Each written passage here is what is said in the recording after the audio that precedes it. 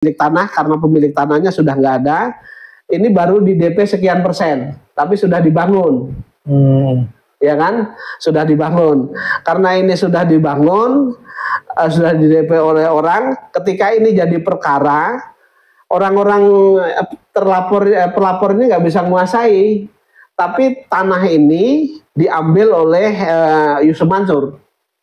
Yang menempati di sana pun katanya sebagian besar itu orangnya Yusuf Mansur, guru-guru dari Dapu gitu. Nah, dugaan saya bahwa ya karena ini nggak bisa ngambil dan itu dikuasai, kemungkinan besar karena Yusuf Mansur kan di beberapa video yang lalu kan pernah mengatakan bahwa dia akan mengambil take over itu kan. Ya. Nah, kemungkinan karena ini sudah dibangun, kalau ini diambil orang kan sayang gitu ya, mungkin ya. Nah, jadi seolah-olah di take over tapi secara fisik dikuasai sama dia. Dan itu informasi dari masyarakat setempat itu di sana ada yang menempati itu orangnya Yusuf Mansur gitu.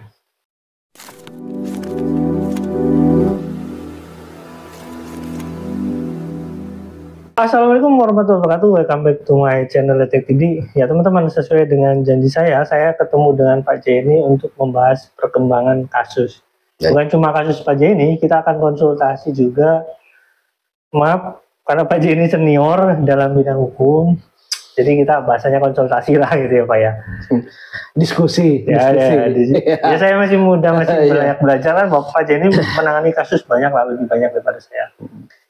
Jadi ada beberapa kasus yang terkait dengan Yusuf Mansur.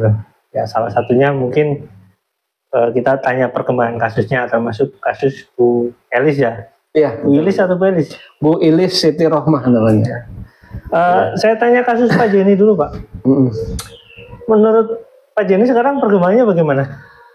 Ya, yang perkara saya melawan Yusuf Mansur itu ya. Iya. Berkaitan dengan perbuatan prestasi terkait dengan bisnis batubara dengan Yusuf Mansur. Sekarang itu kan sedang proses di Mahkamah Agung PK, Mas. Masih PK? Ya, masih PK. Sampai dengan saat ini tuh, sampai ini belum ada pemberitahuan putusan, belum ada putusan, Mas. Jadi masih menunggu. Biasanya berapa bulan, Pak? Kalau PK ini bisa cepat, bisa lama, tapi ini kan udah ya kurang lebih udah masuk kurang lebih sekitar 4 bulanan lah, Mas. Ya, mungkin kurang 2 bulan lagi ya. Ya, mudah-mudahan doakan saya secepatnya.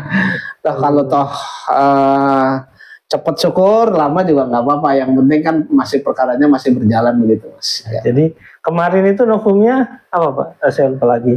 Jadi ada nopum itu adalah saya temukan suatu surat yang menyatakan bahwa pengurus dari BMT Darussalam itu bukan orang yang bertanda tangan di surat kuasa yang digunakan oleh kuasa hukum, yang digunakan di pengadilan negeri, pengadilan tinggi, kemudian kasasi di Mahkamah Agung itu yang tanda tangan surat kuasa bukan orang yang berwenang. Tidak berhak mewakili. Jadi tidak berhak mewakili kalau tidak berwenang, karena sesuai dengan nopum yang saya ajukan itu bahwa di nopum itu ketuanya itu Imam Prakoso, saya sebut aja namanya karena ini udah jadi perkara. Ya, Imam Prakoso yang menjadi ketua BMT-nya, kemudian sekretarisnya Eko Perihantono. Sementara Eko Perihantono dalam surat kuasa yang ditandatangani oleh Chandra yang mengaku sebagai ketua, kemudian Yudi R. Suwardi yang mengaku sebagai sekretaris itu tidak tercatat. Nah, justru sekretarisnya yang seharusnya tanda tangan tuh malah jadi kuasa begitu. Ya, artinya kalau itu ditandatangani oleh orang yang tidak berwenang, kuasa untuk mewakili BMT baik tingkat pertama pengadilan negeri, kemudian pengadilan tinggi, kemudian kasasi, tentu apa yang diajukan tidak perlu dipertimbangkan kan begitu. Ya. Tidak boleh dipertimbangkan kan begitu karena bukan orang yang berwenang kan begitu. Sementara kan putusan pengadilan tinggi itu kan mempertimbangkan dalil daripada BMT Darussalam melalui kuasa hukumnya. Menurut hemat saya karena itu tidak sah surat kuasanya, maka putusan itu kan harus dibatalkan secara keseluruhan. Dianulir ya? Ya, dianulir. Baik itu putusan pengadilan negeri, kemudian putusan pengadilan tinggi, kemudian kasasi Mahkamah Agung. Lalu saya meminta bahwa hakim yudek juris PK peninjauan kembali itu membuat suatu keputusan sendiri. Jadi mereka menganulir putusan dari pengadilan negeri, pengadilan tinggi, kasasi, mereka membuat putusan tersendiri dengan mengeluarkan BMT Darussalam itu gitu. Ya, gitu. Ini BMT itu nanti tidak termasuk yang digugat atau bagaimana? Termasuk yang digugat tapi tidak mempergunakan haknya. Jadi dalil-dalilnya kemudian apa yang diajukan tidak perlu dipertimbangkan, tetapi mereka tetap menjadi satu kesatuan. Jadi tetap tanggung renteng. Tetap tanggung renteng begitu. Ya mudah-mudahan doakan saja gitu. Ya, terus kemudian kasus Bu Elis sampai mana, Pak? Kalau kasus Bu Elis Siti Rohmah itu perkaranya itu kan tingkat pengadilan negeri Bogor, Bu Elis menang, kemudian dikuatkan oleh putusan pengadilan tinggi Bandung, yang mana Yusuf Mansur dan kawan-kawan itu dinyatakan telah melakukan terbukti secara sah melakukan wan prestasi.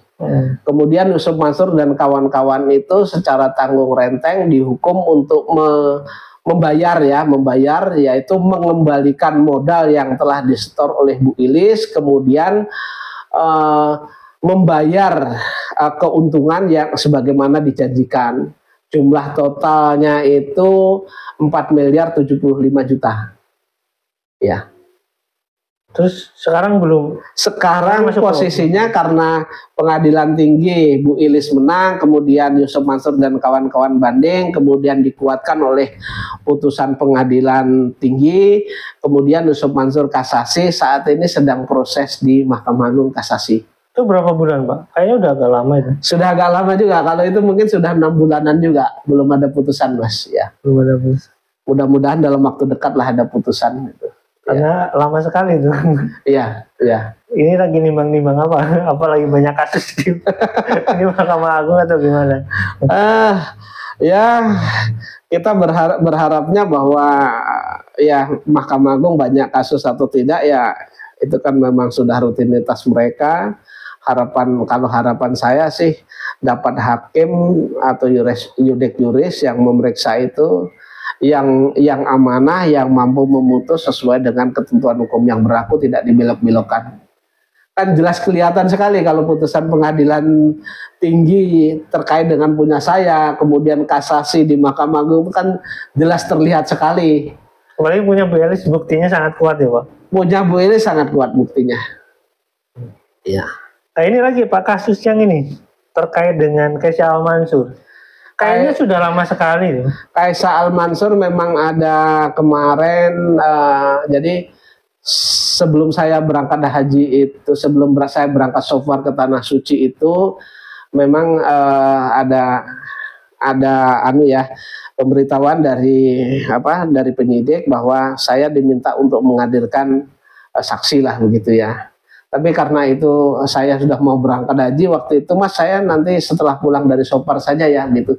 Sama juga yang saya membuat Dumas pengaduan masyarakat terkait juga dengan bisnis batu bara yang melibatkan Yusuf Mansur ini, kan ada Dumas juga sedang ditangani di Mabes Polri di TB Deksus ya, tindak pidana khusus itu ekonomi. Ya, karena investasi itu ya.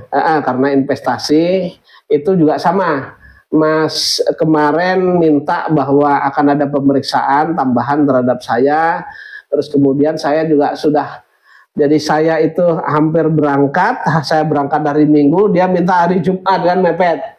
Saya kan harus manasik, harus persiapan. Nanti saya tunda.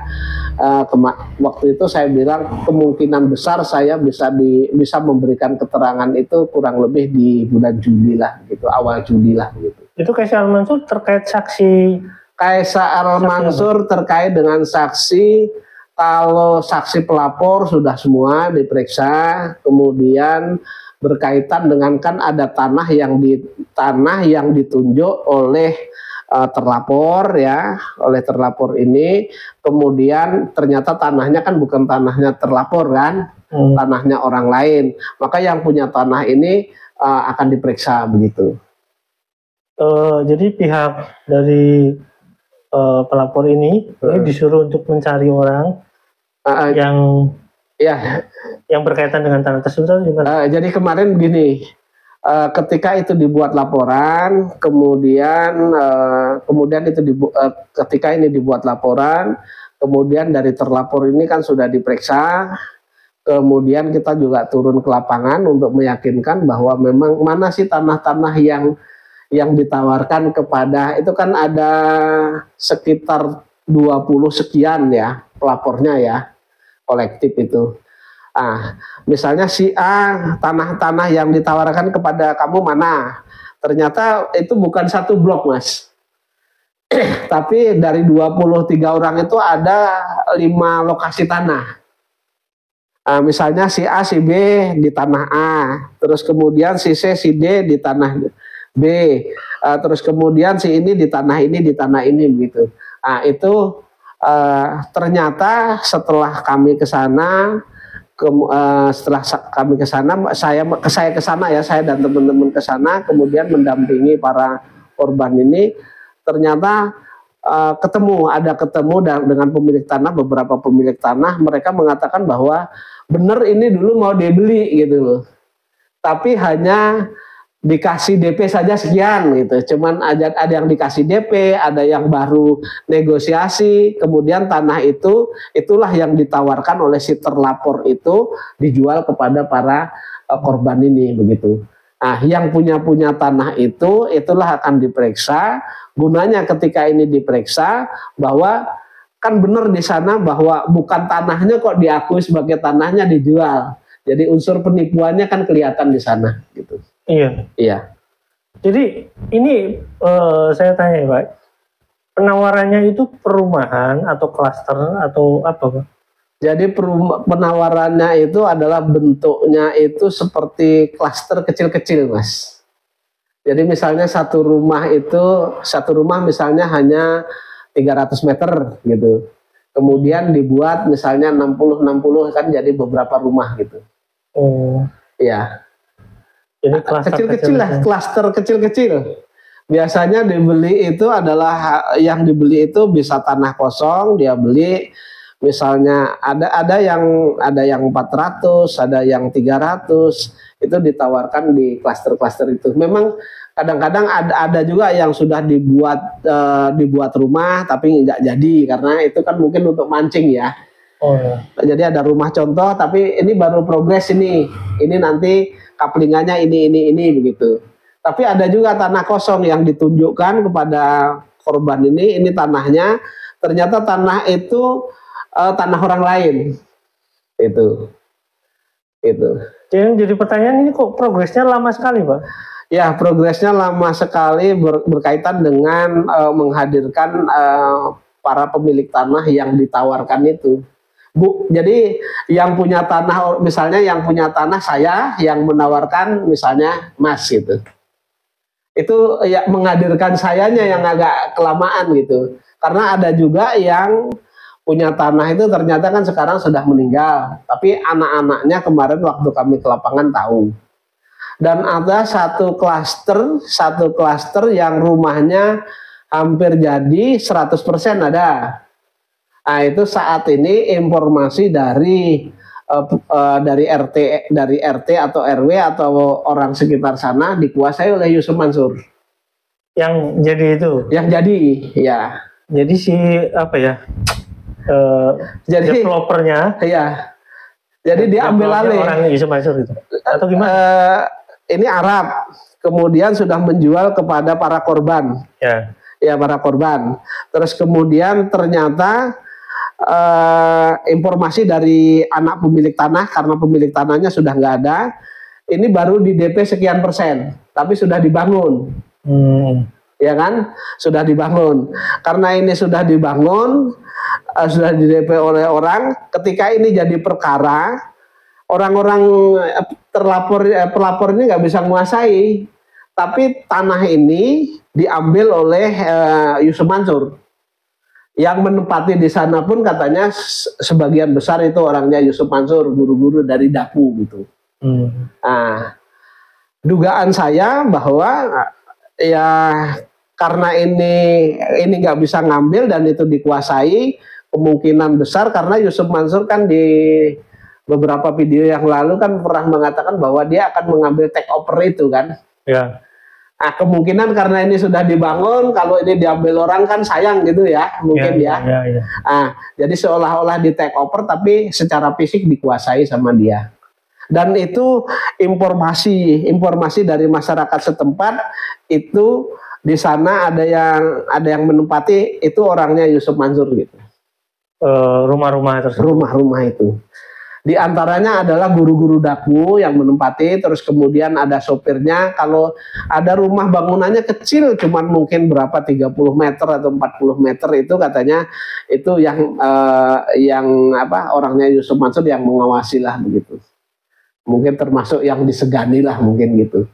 Makanya dengan kejadian ini makanya kita minta yang punya tanah prosesnya bagaimana kok bisa yang DP klien saya yang menguasai Yusuf Mansur kan gitu kan, rumah-rumah tersebut jelas. Jadi rumah yang sudah dibangun pun itu pernah dijanjikan kepada klien-klien ini gitu. Justru kepada klien saya dijanjikan. Jadi awalnya itu kosong, baru di kapling saja, nanti kamu ini ya dijanjikan, mereka sudah pilih kaplingnya, kemudian desainnya sudah pilih, kemudian klien saya ini suruh mendp. Tapi begitu di DP, progres bangunan jadi, ternyata rumah itu dikuasai oleh guru-guru Daku, dalam notabene ini Yusuf Mansur. Kemudian justru yang DP ini nggak dapat apa-apa sampai sekarang, uangnya juga nggak dipulangkan. Orang yang dijanjikan nggak dapat. Customernya nggak dapat, malah customer yang sudah ngasih DP nggak dapat, tapi rumahnya yang dijanjikan malah dikuasai oleh Yusuf Mansur. Ini kan kalau kita bicara agama dikit ya Pak ya. Iya. Kalau kita bicara agama, kalau misalkan guru-guru ini ngerti agama, tapi dia menempati yang bukan haknya, itu kan zolim. Haram jadah. Iya, haram jadah. Jadi artinya hak orang ditempati itu kan haram jadah, Mas. Kalau secara hukum syariat itu, orang yang kalau sudah tahu tapi melakukan kesalahan itu hukumnya lebih berat, Pak. Lebih berat, iya. Ya, mereka kan ya secara logikanya logikanya mereka kan orang yang ngajar agama Islam gitu ya. Di sana lah kebanyakan kayak gitulah materinya.